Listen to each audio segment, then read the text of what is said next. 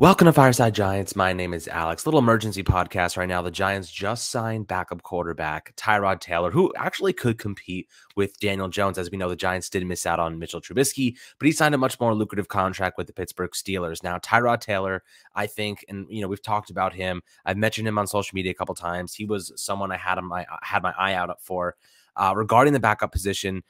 Ton of experience. He was with Joe Shane and the Buffalo Bills back in 2017. He's had some really good opportunities to start in the NFL, but never really grasped that chance and never took it and really stuck with it. So he's been all over the place, from Baltimore to Buffalo to Cleveland to the Chargers to Houston.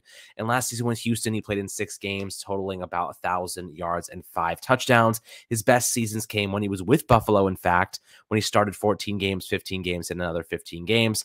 Posted over 6, 7, 8, almost 9,000 yards, had 20 touchdowns back in 2015 when he was a Pro Bowler. By all accounts, he's more established and, has produced more than Daniel Jones throughout his career. And I think that's always a positive to have, experienced guy.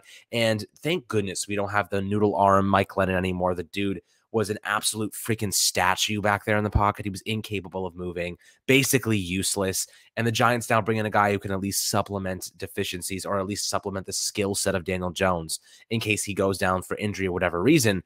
Tyrod Taylor's capable of running. He's capable of throwing on the run, creating with his legs. He can come in and win games. Tyrod Taylor can actually win football games. And I think that's something that is super valuable, because Mike Lennon was quarterback kneeling on 3rd down with Jake Fromm. Mike Lennon getting benched is just ridiculous to begin with. This is a position we needed to upgrade, and Tyrod Taylor is undoubtedly an upgrade. And I think he can actually push Daniel Jones, and I think that's what we need. Daniel Jones needs to be the best version of himself. Tyrod Taylor can do that. Now, let me ask you a question. Do you think Tyrod Taylor's contract details are too expensive, or do you think it's just about right? I'll list them off right now. Let me know what you think in the YouTube comments below. Basically, Tyrod Taylor's contract is a 2-year deal worth $11 million. It's $5.5 million per year.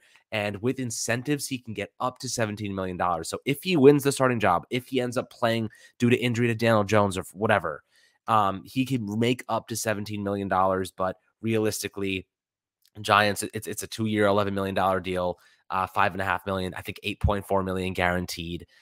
So they can move on from him after 2 years and basically, not really have to worry too much. I think this is a pretty good contract for the Giants. I think it's a good contract for Tyrod Taylor, and I think it's going to lit a little bit of a fire under Daniel Jones, hopefully, and, make him at least find the best version of himself and put it on the field.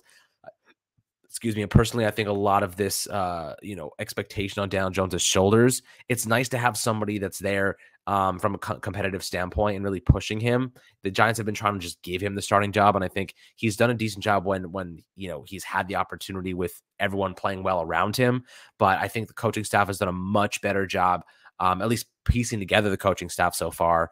And definitely Joe Shane, the new general manager, has done a much better job putting together good contracts. And the reason I think the contracts look a lot better is because if Daniel Jones doesn't pan out, a lot of these deals are you can easily move on from them after 2 seasons. So let's say you draft a rookie quarterback, that first year is really meant to be building up that rookie quarterback to begin with. So, build up the rookie quarterback, shed all that dead weight, all that that cap space you don't you necessarily need, because these players on 2-year deals with outs after the 2nd year, basically.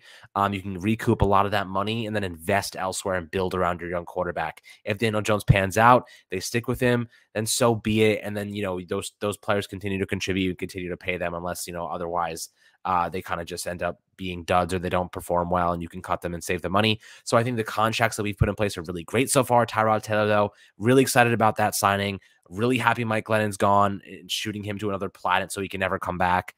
I'm excited that Dave Gettleman's gone. It seems like we have a brain in the front office finally, instead of just a toenail running the whole show. So it's kind of exciting to see some of these moves. And I'd love to hear your opinions below on the YouTube channel on Tyrod Taylor, what you think of the contract, what you think of him as a player, and if you think he can compete with Daniel Jones, because I think that he can compete with Daniel Jones. I think he's proven to be a decent quarterback at times when he's healthy. And I think that's what the Giants were going for. They got it at a really good price point at $5.5 million per season. And up to $17 million if he plays. Is probably a very incentive-laden contract. But make sure to like and subscribe below. As always, my friends, we'll catch you guys on the next Fireside Giants podcast.